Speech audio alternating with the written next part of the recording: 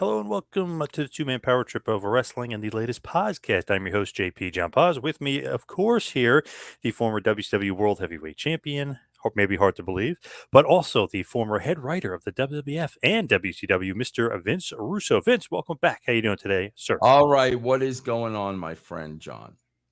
Man, you are the center of controversy lately. Before we get into some of the show stuff, the consulting for the USA Network. I know the last time we talked, you were kind of not going around it, but you basically said you were consulting for somebody. You didn't say who, but then it came out, I guess, for whatever reason, it came out it was USA. Were you the one that kind of put that out there that you were working for USA, or somebody else mentioned that? Nobody else knew, bro. The only people that knew were me, Ben, and Stevie because they were helping me with it. So I was the one who put that out there. So what was the capacity? You were just consulting for someone at USA. Are you allowed to say who? Yeah, hold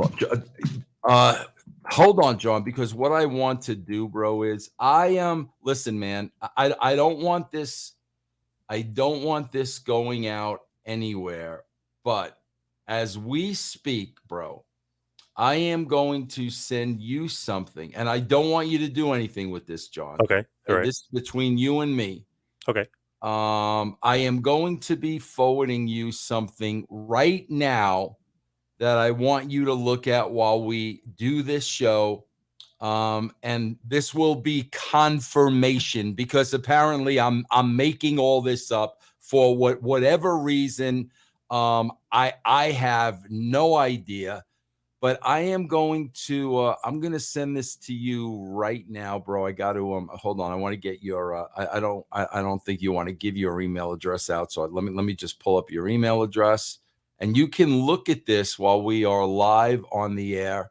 Okay. And I've not sent this to anybody, bro, but I'm sending it to you because hopefully you will look at this while we discuss this, and you will see this is confirmation. This is how I got paid by NBC Universal.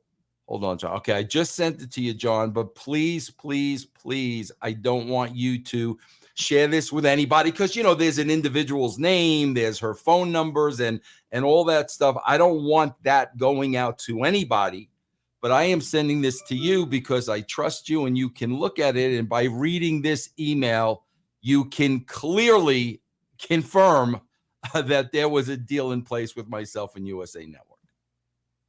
Gotcha. Nothing came through as of yet. I'm just waiting for that. But while I'm waiting for that to come in, so how did it come about though? Like, did John, they I'll contact? tell you how it came about. The crack wrestling media. Okay, I'll tell you exactly how it came about, John. John, when WCW closed shop all the way back in 2000, whenever it was, okay, USA Network hired Ed Ferrara as a consultant to watch Raw and write reports on Raw every single week, pitch ideas. And he was working with Bonnie Hammer and the USA Network. Vince McMahon, the WWE, never knew about this. Okay? I knew about this because I'm Ed's buddy, and Ed told me. So fast forward, bro, to 2020, and the show is horrible. Horrible, horrible, horrible. I can't even watch the show. So I come up with the idea of, you know what? The USA Network needs a consultant again. They need somebody to smarten them up, let them know what is wrong with this show, why nobody's watching this show, pitch them ideas. And I basically said, I am going to contact USA Network. So I got in charge with the president of the USA Network that directly oversaw, and I say saw because he's no longer there. So anybody can do the research and figure out who he is, who oversaw the WWE product. He got back in touch with me immediately, knew who I was, knew my contributions, knew the history, was involved when Ed was consulting for them. So immediately was interested in me, having my hand in at least reviewing Raw, smartening them up, loading them with Bear when they had to have conversations with Vince and Bruce and Kevin Dunn. So it looked like they knew what they were talking about. But what he said to me was, but Vince, here's what I want to do first. I'm going to call Vince McMahon and I'm going to tell Vince McMahon you and I spoke. And I am going to recommend very highly to Vince McMahon that he have a conversation with you. Because what USA really wanted was they wanted me to be working directly with the WWE and Vince. So I said, okay, no problem. I said, I don't think he's going to be happy about this, but no problem, bro. Do whatever you do. So sure enough, this individual who no longer works at USA Network, but is still heavily involved in television with a different company, he contacted Vince. And he said to Vince, I had a conversation with Vince Russo. I highly recommend you speak with him. Bro, obviously totally caught Vince off guard. I mean, Vince Russo talking to the freaking USA Network, So yep. Vince gave him the old, okay, let me think about it. Of course, Vince never had any intention of calling me. So at that point, the president of the USA Network calls me back and says, Vince, if Vince McMahon isn't going to use you, we will use you. And did you get the email?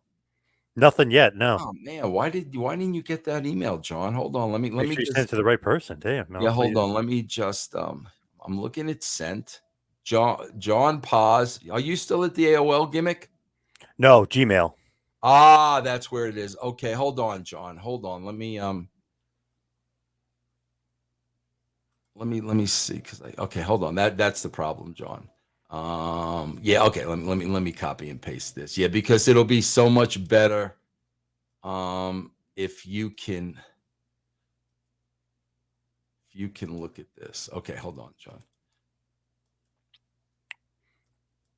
I send it to AOL. So let me send this to you now.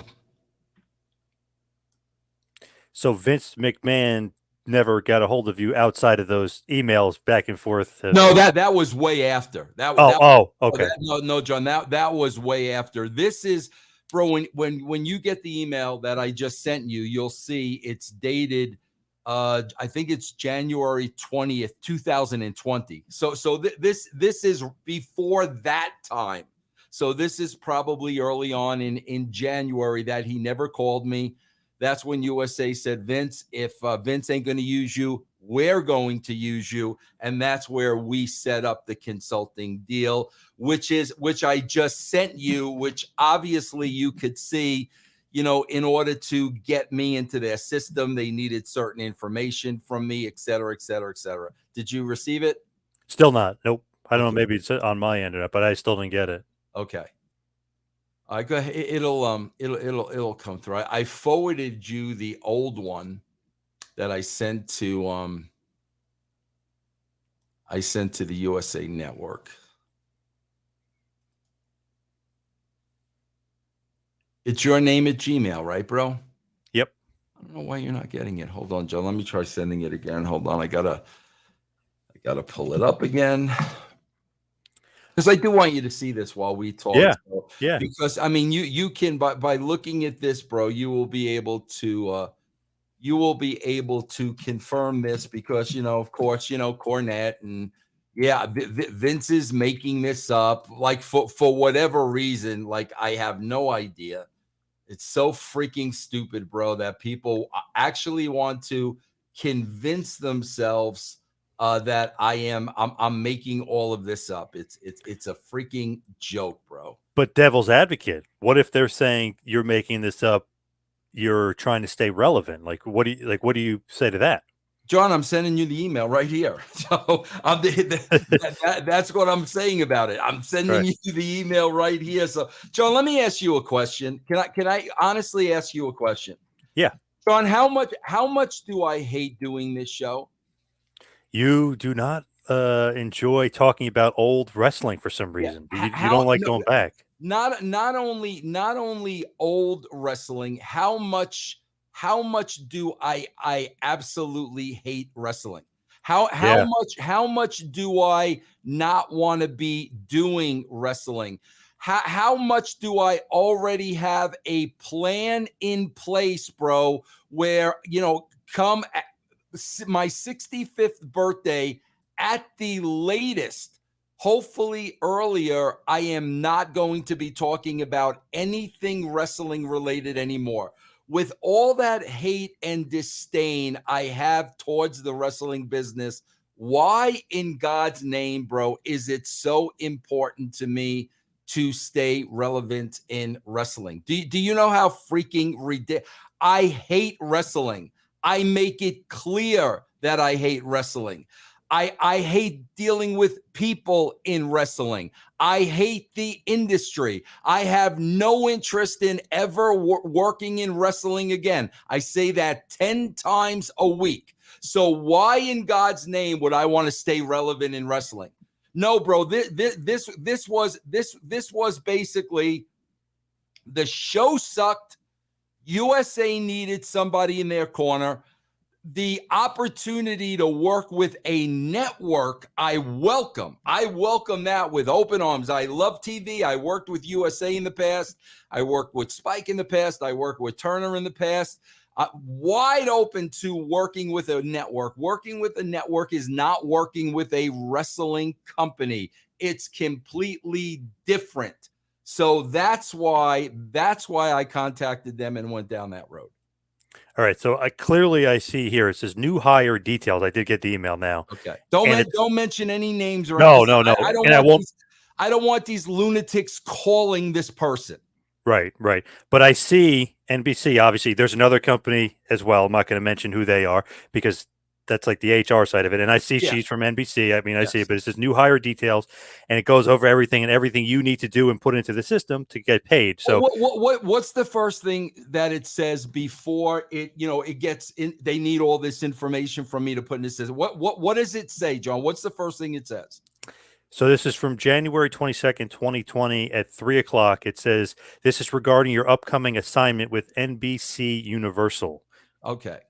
So John, does that look like that's something I could have made up? Not a chance. No. Or And especially with, yeah, I could have written that myself through, I don't know, one of these software programs I don't even know how to use to forward to you so I can make you believe it's legit. right. And all this other stuff that she put on there. I mean, there's no way that's all corporate new hire stuff. And it's interesting. So you technically were working for NBC Universal, technically speaking. Yeah, oh yeah. NBC Universal is the mother company of the USA Network, and like Okay. you So they said, don't bro, spread it off to USA. You're no, working for that's it. NBC. That's how I was getting paid. I was getting paid under the NBC Universal umbrella. That's the third party, like you said, whether it's called human resources, whatever it is, Right. but Yep. that's who handles, putting you in the system. The check came from them. Every week, bro, I got paid. I got paid like clockwork every Friday, bro. That money would appear in my account for 2 years. But I've not sent that to anybody, John. I sent it to you because I trust you. But clearly, you can see this is documentation that there is an assignment with NBC Universal dated January 22nd or the 20th. 22nd, 22nd. 2020. Yeah. And it's Yes. funny, I got it twice. So you did send it before and it for Yeah. some reason didn't go through. But yeah, I Yeah. got it twice. Yeah. So that is interesting though, Yeah. because some people out there were saying that maybe you're making up to stay relevant. Obviously, this would kind of prove that to be wrong. But you were consulting for them, but you hate wrestling. Yeah. Why though? Like why the need to do that if you hate the business? John, can I be honest with you? Yeah. And Yeah. again, this is another lie. John, they were paying me six figures to do this. Oh my God. So, Okay. John, you got listen, John. I'm watching a 3-hour show on Monday night, and then I'm writing a report Tuesday morning, and then they call me whenever they want to talk to me. Six figures, John. And like I said, John, I have no. Again, you just said something very important. You hate wrestling. I'm working with the network. I'm not working with the WWE. I'm working with a television network. So we're talking television. I am telling them about, the formatting of the show is all wrong. The way they go in and out of commercials, there's no cliffhangers. We're really talking about television. And I would do this again tomorrow. As much as I say to you, I can't stand wrestling. I don't want to be employed by a wrestling company. Bro, if Turner contacted me tomorrow with this same deal, I would absolutely, without a doubt, do it in a heartbeat. I'm working with a network, bro. We're talking about television. We're talking about ratings. We're talking about, what draws people. That's why they were interested in working with me. Vince, how in God's name did the Attitude Era draw this amount of people?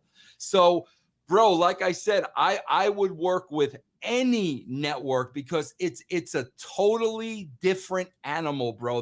There's no politics involved. I don't have to go through 100 layers. I am talking to one person. And in this case, it was the president of the USA Network that has moved on, still working in television, and anybody can do the research and find out who it is. I'm not going to mention his name, bro, because I don't need these marks, calling and hounding this guy. You've got the documentation right in front of you. It is crystal clear. So that is pretty interesting that you're consulting for them. What kind of reports though? Like you literally have to say, I know you're saying cliffhanger, do this, that. So you literally have to watch the show and go over the entire show to them? Not really, bro. Not really. Kind of, that's not what they really wanted, because at that point, John, the show is already done. So it's like it's being, like a Tuesday morning quarterback. They wanted me to really, really point out okay, Vince, and keep in mind, bro, I did this first thing Tuesday morning before numbers or anything came out. First thing Tuesday morning, just generally, what was your assessment of the show? And then basically, what would you have done differently? Then they would have me, pitch what to do with certain characters, what to do with certain, storylines, send in new storylines. So it was really, bro, they weren't so interested in the critique of the show because the show's already in the can. This was more of a think tank of, what would you have done going forward? What would you do with so-and-so? What storylines would you create? It was that kind of a thing, bro. It was more of a think tank. So what do they do with that information? Well, see, bro, that's the funny part, John, because here's what happened. And again, John, if I'm making this stuff up to you, what a wild imagination I have, okay? Right. This guy that originally signed me up, bro, he'd been dealing with the WWE for years. Hundreds of meetings with Vince, Bruce, Kevin. So he would take my material and he would suggest some of the stuff to them without them having any knowledge it was coming from Vince Russo. And, so he was really pitching, bro, not that they were doing any of it, because they won't. Their attitude is, what the hell does the USA Network know about wrestling? Yeah, guys, we'll listen to you. We're open for suggestion. At the end of the day, bro, they ain't going to use any of the USA Network shit. They're not going to. So, but John, here's what happened. The guy left. So they really didn't replace him. They kind of put somebody in his position that was still the middleman between USA and the WWE and Raw, but he was not a president of the company or a vice president of the company. His role was nowhere as prominent as the first guy. So the first guy recommended to the new guy, I suggest strongly you continue to use Vince. So he did. We went about business with a new guy. The problem was, bro, this guy was dealing with the WWE, the Vince McMahons, the Bruce Pritchards, the Kevin Dunns for the first time. There was no history. Like, he had no idea what it was going to be like. And quite frankly, John, this dude was so intimidated by Vince and Bruce and the company and Kevin that I sincerely doubt he was sharing any of our stuff with the USA Network. This guy was scared to death of Vince McMahon. So at that point, John, I'll be honest with you, when I kind of saw it was a different relationship from the first person, because with the first person, he was really getting in there. Why don't you guys do this? Why don't you guys try that? Why don't you guys do this? And questioning a lot of things. Why did you guys do that? What? Whereas this new guy, I don't even think he definitely wasn't having weekly conversations with them, but none of our stuff was being presented anymore. So, John, it really got to the point of, bro, this is a waste of time. Like, you guys are paying me a hell of a lot of money, but if you're not going to do anything with this material, like, what's the point? Like, Right. Me, Ben, and Stevie, we're sitting there every two, bro. These pages, these reports, John, I would say were an average of maybe 7 to 10 pages, like every single week. So I was like, bro, if you guys are not going to use this, and you're going to be even afraid to suggest anything, then what's the point of doing this? And that's why, bro, basically, about 2 years later, right before WrestleMania 22, that's when we stopped the consulting deal. They stopped it, or you stopped it? We kind of both did, bro, because we kind of both realized it was useless. You know what I'm saying? I mean, really, bro. So I would say I'll be honest, John, they didn't want to renew it because they weren't utilizing the information. And John, I really didn't want to do it anymore. So I was totally cool and totally fine with it. Everything was cool. I mean, I was a consultant. So I was paid for a year. Then I was paid for another year. Then we decided going forward, he wasn't going to use the consultant services anymore. And I said, okay, fine, no problem. And as a matter of fact, bro, like, we still kind of kept in touch and contact here and there. I just wasn't sending in a report every week. So basically, WB doesn't know. Like, I don't think they knew about Ed Ferrara either, right? When he was consulting. Nope. So when a guy, Andrew Zaharian, who by the way is a really nice guy, I don't know him personally, but I've seen some of the stuff he covers. He doesn't do a lot of that dirt sheet stuff. He does, like, WB is going to be WrestleMania, which he's usually pretty damn accurate. WrestleMania 39 is in LA. WrestleMania 40 is in Philly. Like, he gets good information. He's not like a dirt guy, like, hey, Kenny Omega got bit by a dog. Or, he doesn't do that kind of stuff. So when he said he contacted his contacts USA, nobody heard of it. That would make sense because, bro, I was dealing with the president of the company. I don't even know. I have no idea on their side. I have no idea who knew outside of him. The writing staff wouldn't know. Like, WB, as far as like his sources in the writing staff, they wouldn't know either. What do you mean? WWE's writers. Oh, like, no, but I'm talking about USA. Oh, okay. I'm dealing directly with the president, bro, of the network. I have no idea who he's sharing this information with, if anybody. But you got to understand, John, this guy was the president. So if he was sharing this information with people, it was people at that level. I don't know who this guy's talking to at the USA Network, but it was the president of the USA Network that we were dealing directly with. And my problem with this dude was, and I didn't even realize this, bro, we both follow each other on freaking Twitter. DM me and ask me. DM me, but why would you go to people you know at USA Network, but not go to the person who's making the claim? That's what freaking pissed me off. We follow each other, bro. All you had to do was freaking DM me. I don't know who this guy knows at USA Network. I was dealing with the top guy, bro, who the funny thing is, John, he's gone on, he's still working in television, and the production company that he's working with still does business with the WWE. So that's why I really don't want to say who it is, because they still are working on other projects with the WWE. So that's why, like, I'm not going to drop names.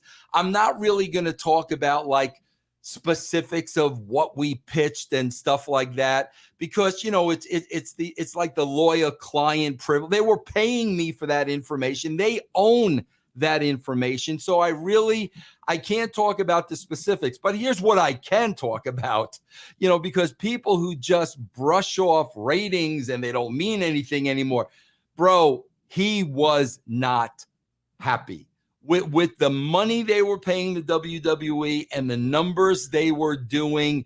They were not happy. That's why he brought me on to consult. They were number one on the channel, though. So, I mean, he can't be happy with the entire channel then. No, I guess what he was looking at, bro, was past history. What they used to do and what USA used to pay them and what they're doing now and what USA is paying them. I guess that's what they were really Which is looking considerably at. more. Absolutely more, and they're getting less bang for their buck. So why now did you come out and say this? You know what I mean? Like, why did this come? Because Vince retired. Vince is gone. So what difference does it make if Vince finds out? The guy who was the president is gone. Vince McMahon was gone. So there's not going to be heat on anybody. Vince, who's Vince going to get mad at? The guy I made the deal with is no longer with the company. Vince McMahon no longer has anything to do with the company. And John, that's what led to me contacting Vince McMahon. When we started dealing with this second person, and it was a total waste of everybody's time, that's when I said, my God, bro, I got to sit here and I got to watch this show for 3 hours every single week. I can't stand it. You know what, bro? I'm going to reach out to Vince directly. And that's when I reached out to Vince directly. I think that was, bro, in October of 2001. And I let USA Network know that too. I let them know. I said, bro, I'm going to reach out to Vince directly. Like, this isn't working. I'm going to reach out to him directly and see if he's interested in talking. And it really was, John, honestly, and this is hard for people to believe. I hated sitting there for 3 hours and watching this show. John, now that I'm not consulting anymore, this is the God honest truth. Bro, Raw in Colorado is on from 6 to 9. Okay, that's when it's on, 6 to 9. Now that I'm not consulting for USA anymore, at 8:15. So, bro, we are 2 hours and 15 minutes into the show. At 8:15, I go on Twitch Live and I do a watch along. And I'm fast forwarding through the whole thing. So by the time the show is done at 9 o'clock, I've watched all 3 hours. So it's a lot more easier for me because now, like I said, I'm sitting here for 45 minutes. When I was working with USA, bro, I was watching every minute of the show because, like I said, they were paying me really, really well.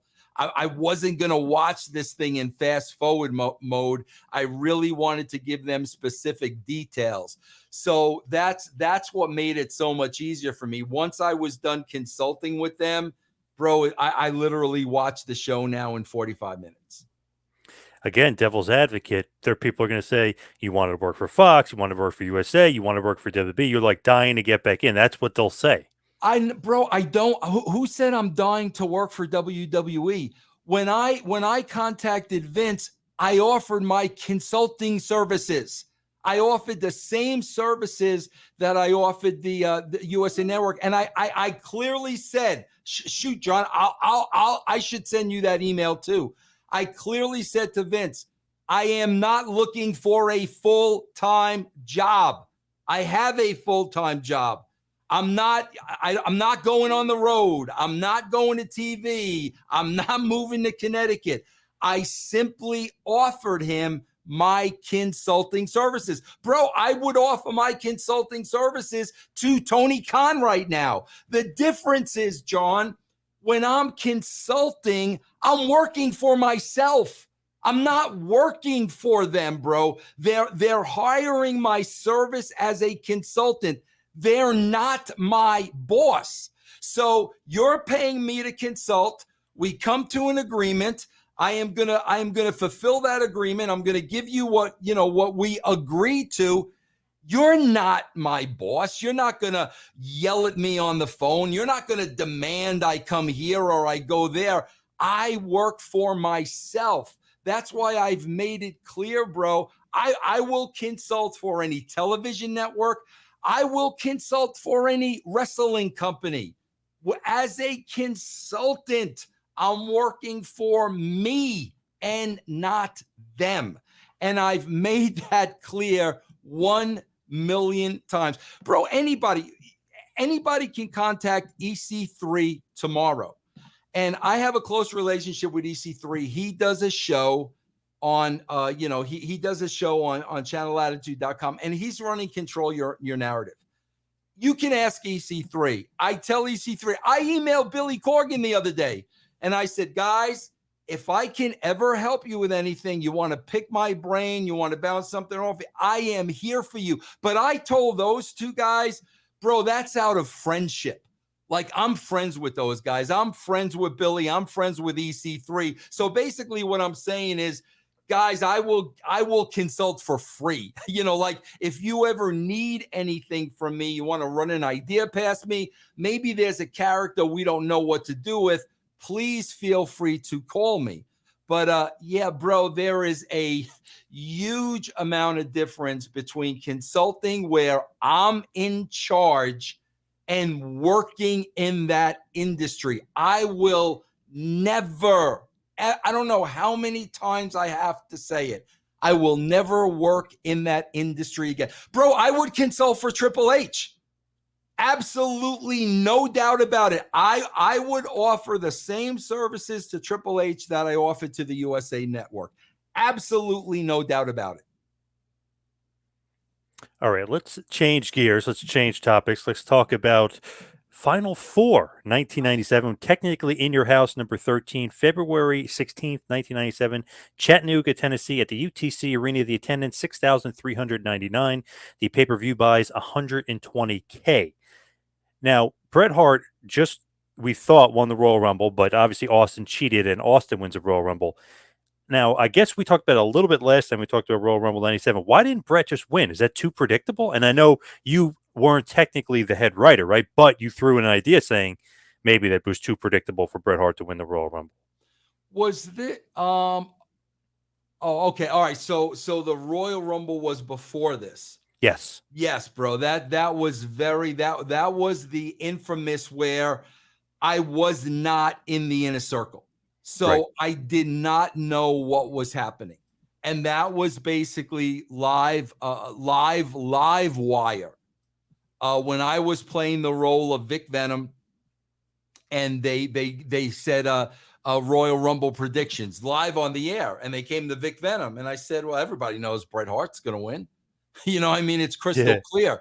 Vince was irate after that show, and he goes, Vince, how can you give that? How could you put that out there? And I looked at him and I said, Vince, I don't know who's going to win the Royal Rumble. Nobody told me who's going to win the Royal Rumble, but it's as predictable as the sun coming up in the morning. And that's when they changed the finish to the Royal Rumble, because that's what I had said to Vince. Nobody told me what the finish was. It was so freaking predictable. It wasn't even funny. And that's when he changed the finish of the Royal Rumble. Interesting. Okay, that's what I kind of thought was Yeah. the idea was too predictable. Yeah.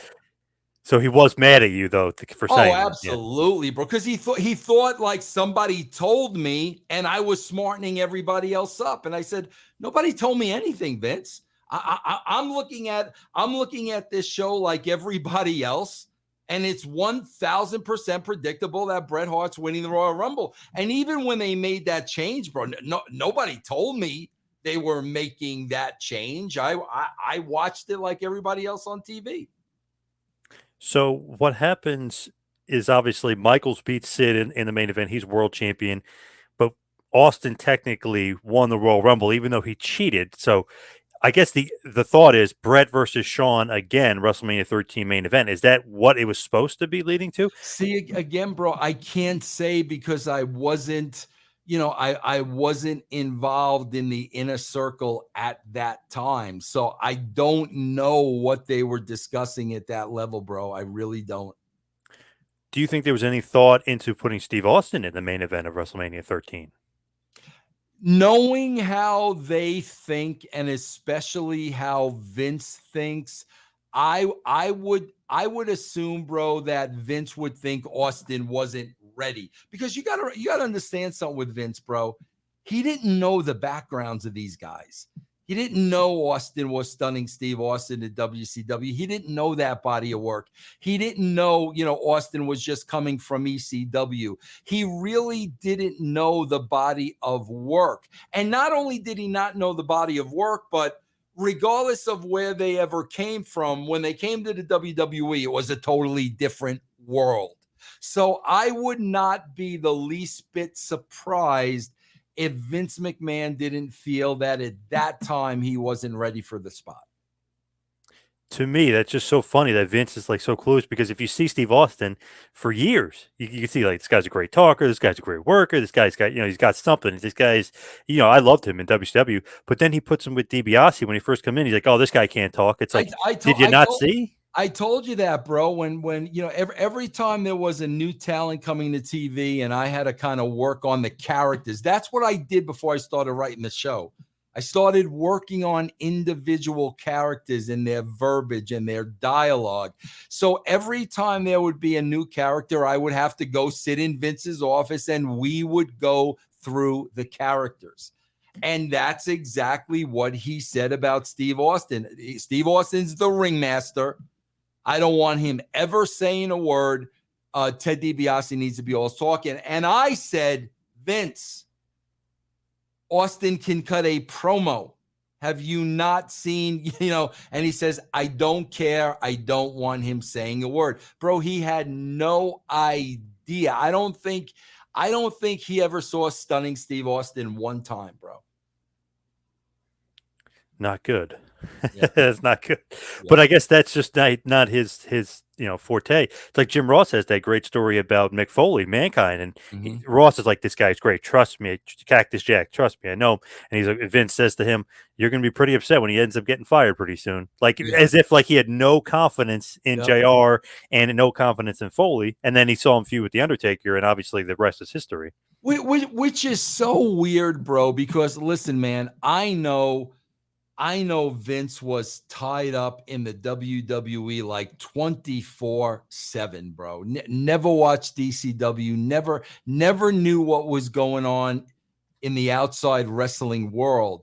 And it's like, bro, when I look at owners of teams and general managers of teams, part of their job is knowing the league and knowing the other teams and knowing all the players and knowing who to scout. I mean, like that is part of the job.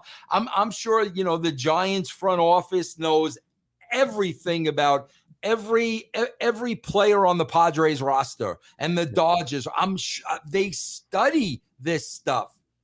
He knew nothing about wrestling outside of his own company. Crazy. Absolutely crazy. So, of course, as the inner circle has come out and said, the rumor or what they wanted to be the main event, not really rumor, what they wanted was Brett versus Shawn again, rematch of last year's WrestleMania, except this time Brett was going over. So they were kind of going away from Michaels and almost seemed like going back to Brett. So, of course, Michaels infamously gets the quote unquote knee injury, loses his smile. He says that he's going to have to retire because of the knee injury. But as we know, he did a flip off the rope. He's literally shaking the knee, like telling Bret and telling Vince, telling everybody, "I'm not really hurt. I lied. I just didn't want to drop the And title." bro, he did the same thing, man. I'll never forget it, man. He did the same thing in the WrestleMania match with Austin when he went in with the back injury. And then, bro, in the middle of that match, he did that kip up. And that's when I said, you got to be. Now, I know all about adrenaline and everything else, bro. It's a WrestleMania, it's a big event. But, bro, if your back is effed, you ain't doing no kip up, bro. So he kind of did the same exact thing during that match. And there's a match when he has his Shawn Michaels wrestling school, his wrestling academy, which guys like Brian Danielson and Lance Cade and Paul London. I mean, it was with Rudy Boy Gonzalez, a really good school. He had a match against Venom, who was really Paul Diamond. I mean, you could say maybe the injured back, he was more of a brawl. This is in the year 2000. He's going like there's no injury. You know what I mean? Like Yeah. they're doing this crazy match, and it's just like I don't know about that. Then all of a sudden, 2002, he comes back and he's fully healed and everything else. So it's like I don't know about that. Yeah, that's why, bro. I always give him the benefit of the doubt because, I mean, like I said, man, WrestleMania, there's got to be such an adrenaline rush. I've never experienced anything like that. So, like, I always give him the benefit of the doubt, but that really stuck out to me. To me, though, he's so good that there's like a 50-50 chance. You know what I mean? He's such a good wrestler, but he's such a good seller. So it's like, is he injured? Is he not? You never know with him. Yeah, yeah, yeah, yeah. So he loses his smile. What's the thought from Vince? Is Vince pissed like at this? Is he or Oh does he yeah, just? bro. No, in the office, bro. Like, bro. I think there were a lot of times where like Vince was mad and Vince was upset. But bro, the guy that was always there getting him to that next level was Bruce. Like that's what Bruce did. Because bro, I'll never forget the curtain call at Madison Square Garden. Bro, it didn't bother Vince. It didn't affect Vince, but that I think that was a Saturday or Sunday night, bro. Do you remember the day? Was it Sunday night? I don't remember the day. I know it was May 19th, 1996. It might have been a Sunday. I'm not sure. Well, my point is, bro, that Monday I met creatively with Bruce Pritchard and Jim Cornette. Yeah, it was a Sunday. A I Sunday. just checked. I Yeah. met with them the next day. Cornette and Bruce wanted those guys fired.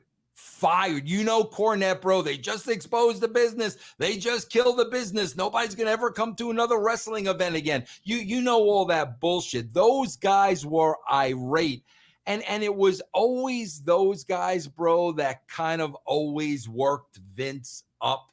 So I'm bro, Vince's whole because he told me this, bro, because he told me his father taught him this. If Vince feels that Shawn's getting one over on him, okay, Vince said to me, he goes, Vince, my father told me this a long time ago. When somebody screws you over and you're going to terminate them or get rid of them, you're going to do it on your time. You're good. So, in other words, what he's saying is, okay, bro, you got me. I'm going to let you get over on me thinking you won because you're still making me money. But at the appropriate time, I'm not going to forget, and you're going to be gone on my terms, not yours. That's how Vince would always handle it. Vince knows Shawn's not going to get over on him, but if it was a situation where Shawn was still making money, Shawn was still on top, he needed Shawn to get somebody else over. He would continue to go with them, making Shawn think he got over on him. And then at the appropriate time, on his time, Vince would drop the hammer. But it was always, bro, those wrestling guys in the bubble that have been there forever. It was always them that used to work up Vince. This is like complete sidebar, but May 19th, 96, that MSG show drew almost 19,000, was a sellout. And it's funny, the Click takes credit for that and saying that the curtain call was, it was at that time to us fans, it meant nothing because we had no idea what was going on. Obviously, months later, I mean, we'd find out and it'd become bigger. But I even remember the advertising because we used to get the newspapers. The whole thing was Ultimate Warriors return to MSG. Michaels was not advertised at all. Wow. So Yeah. Warrior versus Owen Hart was, I know it's like the intermission main event, but that was the match everybody wanted to see because Warriors Yeah. return. But all of a sudden the Click made it about them, and oh, it's so Yeah. important. Nobody cared about them at that point. It was Yeah. Warriors return to MSG. So I just throw that in there because fans always seem to forget that. But I remember vividly, like he was the only focus of the promotion for the show. Yeah. So you can't give anybody else credit but him. That's interesting. That's real Yeah. interesting. Yeah. So let's go to Final Four. The main event will be Bret Hart versus Steve Austin versus Vader versus Undertaker, now in an elimination match for the vacant WWF World Heavyweight Championship. You can throw a guy like the Royal Rumble over the top rope and out, so you don't necessarily have to have pinfalls. But the funny thing is here, and I know we talked about this last time, technically speaking, if you want to talk about the Final Four, Fake Diesel would be in it. But obviously he wasn't a part of the plan because Bret had to dump Diesel over after Austin dumped over Undertaker and Vader when they weren't paying attention, Yeah. then dump over Austin. I mean, then dump over Bret and then win. So Yeah. it makes sense, but obviously Fake Diesel's not going to be a part of Yeah, that was such a horrible idea. I really think, bro, that was rock bottom. Like that was so awful. So You didn't awful. like the Fake Diesel, Fake Oh Bret. my God, no, because somebody convinced Vince, and I really think it was Bruce. Somebody convinced Vince, we own the characters. You know, we own Diesel, we own Razor Ramon. Anybody can play them. So, you know, somebody convinced Vince of that. And oh my God, that was awful, bro. Awful. I guess they didn't learn from the Huckster and the Nacho Man that faking Oh, guys and pretending you're I somebody else hated doesn't that work. stuff. I hated that stuff, bro. That was such a cry for desperation, man. It's almost like the fans see it. They're like, okay, that's horrible. It's not even funny. Oh, Hulk and Macho still wrestle? Oh, let me turn on WCW, you know? Yeah, right, right. Yep, yep. So the dark match was the Godwins, Henry and Phineas Godwin, defeating the Headbangers, Mosh and Thrasher, in about 11 minutes, 30 seconds. Obviously, just the dark match means nothing. But the first match, I don't know, to me, this is why WCW was kind of killing them at this point. Just as a fan thinking. So the first match is Mark Merrow with Sable defeating Leaf Cassidy in about 9 minutes, 30 seconds. I don't know. It's like Merrow at that point with Sable, he's like kind of doing the wild man thing, but like Leaf Cassidy, I don't know, just there's no oomph. They got the NWO, they got the Yeah, no, cruiserweights, they got this, yeah. I mean, bro, and again, I was not in creative with the wild man Mark Merrow because, quite frankly, bro, I didn't know what that meant. Later on, when Merrow became like did the Golden Gloves gimmick and he was pulling his shorts up and yeah. being the boxer, that I was involved in. But even when I was told about the wild man, like what does that mean? Like that was just never ever over. To me, I could see Vince sitting him down and going, "You look like Tarzan. You're like the wild man." Like saying weird Absolutely. stuff Absolutely, bro. I agree. Yep. and bringing Sable along. Obviously, somebody saw her with Merrow and like this girl's gorgeous. Like Yeah, let's get her on TV. he brought her to, the first time he went to Titan to sign his contract, and Vince saw her and immediately like the light bulb went off in his head. Not a trained wrestler, right? She was not trained at No, all. no, not at all. Not at all. No. So the next match is the Nation of Domination, Crush, Farouk, and Savio Vega with JC Ice, Wolfie D, D'Lo Brown, and Clarence Mason, the whole crew, defeating Bart Gunn, Flash Funk, and Ugh. Goldust with Marlena, six-man tag. Match goes about 7 minutes. I see. I'm definitely not writing this shit, bro. Like I am not writing this stuff, bro. I love PG-13, Yeah. but Crush, Farouk, and Savio together in Nation is just like, how does that even make sense? It's almost like we have nothing going on with any of these guys. Let's just put them together and make them That's into a it. group. That's exactly what it was. That's it. So you have a Nation of Domination. They're doing the fist with a white guy, I know. a Spanish guy, and a black guy. Like, Yeah. Well, and Vince Russo had nothing to do with the Attitude Era.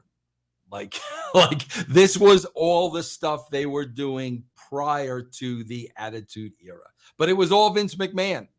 So Vince McMahon was doing all this horrible shit, and then all of a sudden he created the Attitude Era. Come on, bro. This stuff was horrible, man.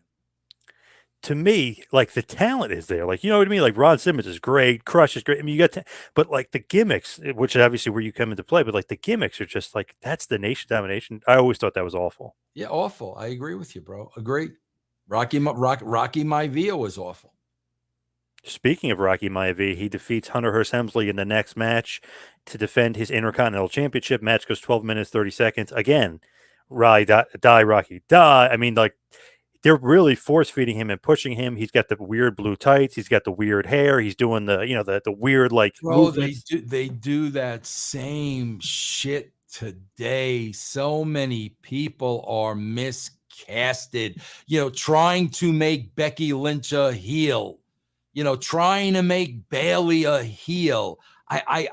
Bro, you got to go with it. You just got to organically go with it. Becky Lynch is a baby face. Bailey with the hair and the blow up gimmick. Bailey is a baby face. They miscast so many people, bro. And quite frankly, I don't know. I don't know how it happens. I have no idea. Even Triple H, who's in NXT, he had Johnny Gargano be a heel. So miscast.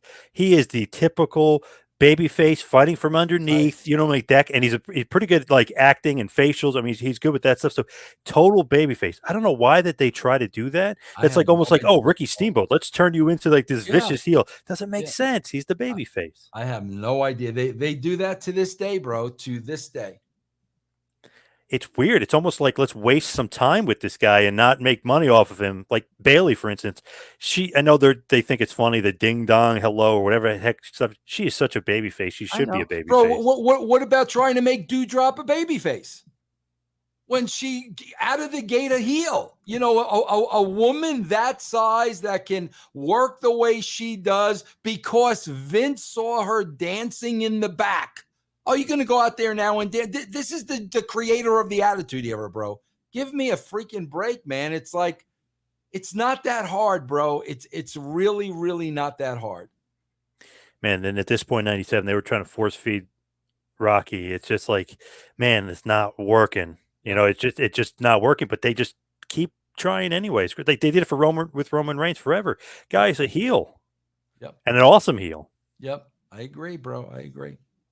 So the next match, actually a really good match, but it's Doug Furnas and Philip LaFon defeating Owen and British Bulldog by disqualification. So Owen and Bulldog retain their tag team championship. The match goes 10 minutes, 30 seconds. I'm a mark for these guys. I love Doug Furnas and Philip LaFon. I thought they were great, and I love Owen and the Bulldog. So to me, the match is great. There's there's nothing to it. Like Clarence Mason is the manager of Owen and Bulldog. Like, what? I don't know. It's like, I'm with you, bro. And again, I think they're booking this match because Furnas and LaFon were from Canada. I'm sure these guys worked together very familiar. a million times. That's why they're booking this match. This is going to be a good match that could eat up some time. But yeah, bro, again, it's like, yeah, why is Clarence Mason in there with those guys? I don't know, bro. Some of that's like ideas. It's just wacky. So when you're there at this point, you're just writing. You're basically a producer, right? And writing some of the basically stuff. How it started with me was, I'll tell you basically how it started. The very first thing I did, and I was kind of under Blackjack Lanza because Blackjack Lanza was producing all the stuff in the back. But at that time, it was very straightforward. So the first thing they had me do, bro, was I wrote all the house show promos. And I sat there with the talent and produced all the house show promos. So like, Owen would go there and he would cut like 12 straight promos, and I had to write all of them differently. This is Owen Hart. I'm going to be in Madison Square Garden. I'm coming for you, blah, blah, blah. So I would have to write 12 different promos for Owen and produce them. Then 12 different promos for Bulldog. Then Bret. Literally hundreds of promos I would have to write before TV. So I did all that first. Then my next step was certain characters. Zero in on Goldust. Vince, this is my vision of Goldust. I want you to write for him. So that was the next step, bro. Writing for certain characters, creating the dialogue. Then the next step was taking those characters now and being a little bit more involved in the story. That was like the next step. So Vince was really, really, really weaning me along, bro. And that's what a lot of people they don't understand. They think one day I became, head writer of Raw. No, bro. I had to go through this process where I was building up to it. Interesting that, you know what I mean? Like they know that they're not doing great. You know what I mean? So like you're slowly but surely climbing the ladder there. Yeah. But it's the politics, bro. It's the politics. That's why they're gonna keep their thumb on Vince Russo, the Pritchards and the Cornettes. They're gonna keep their thumb on Vince Russo. That's why when I tell you, bro, consulting and working for a wrestling company are two different things. I could never in my life, bro, and I don't care what you pay me.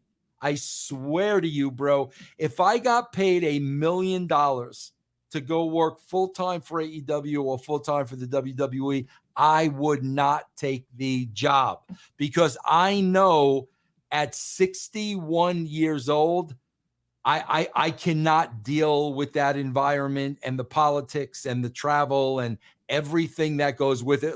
I've said this before, bro. If I ever did that, I swear to you, bro, they'd find me dead in a hotel room. There's no question in my mind at my age, I could never take the stress and the bullshit that's involved in working in the WrestleMania. You just saw what happened with AEW this weekend. Yeah. You think at my age I want to work in a environment like that? It's no, bro. I don't. I don't know how Bruce is doing it. Bruce has had heart attacks. Yeah, two Bruce heart has, attacks. I have no idea, bro, how he's doing it, man. I have no. I know he loves Vince. I know he loves wrestling. I know he loves the WWE, but I don't know how he's doing it, man. So the main event, Bret Hart defeats Stone Cold Steve Austin, Vader with Paul Bearer, and The Undertaker in a four corners elimination match for the vacant WWF World Heavyweight Championship in about 24 minutes. Austin gets eliminated first, then Vader, then Undertaker via clothesline over the top rope, and Bret Hart with a little bit of help from Austin there, but that's how Bret Hart wins his fourth WWF World Heavyweight Championship. Interesting though, the over the top rope. It almost seems like that was to kind of, I don't know, make the guys look good so they don't take the loss before WrestleMania, like that kind of thing. I agree with you absolutely, and I think coming off the heels of what was going on with Shawn, I think they really wanted the most dependable guy. And that, without a question, without a shadow of a doubt, was Bret Hart at the time. No doubt about it. And probably the top guy that, you're not going to lose much if he wins, let's say Shawn Michaels. Right. Not that you guys were doing that great anyway, but you're not going to lose that much. He's obviously over as well. Yeah, I think in Vince's mind, Taker wasn't ready. They weren't going to put it. Nobody took Vader seriously in that company, and Undertaker didn't need it. So as far as that, we go to WrestleMania, just looking ahead, Austin versus Bret, because Bret will lose the title in between to Sid, thanks to Austin's cheating. And it's Undertaker versus Sid for the title. And Vader's not even in the title picture. Him and Mankind end up in a tag match with Bulldog and Owen. So it's almost like Vader got a little bit close to the sun, got a little close to the title, and then they pushed him right back down. Somehow Undertaker and Sid are right back in the title hunt, and Bret versus Austin, which ended up being one of the greatest matches in the history of WrestleMania. So it's almost like, I don't know, it was weird. It's like Michaels loses his smile, and then a bunch of title change happens, and it's like everything changes. Everything got flipped. Yeah, bro. See, that's the thing, man. Yeah, I talk about this all the time, John, and you can see it today, man. That's the difference between bookers and writers. Okay, with a booker, the match comes first. Like, what's a good matchup? What wrestling match are the fans going to want to see? That's how Tony Khan books. And that's how Hunter books a lot. With the writer, it's the reverse. It's the story first. What two characters, when you put them together, will have a compelling story that will, progress into the match? That's the difference between booking and writing, bro. And at this point, they're booking. Put Taker with Sid, put this one with that one, put that one with this one. When you write the show, it's something completely different.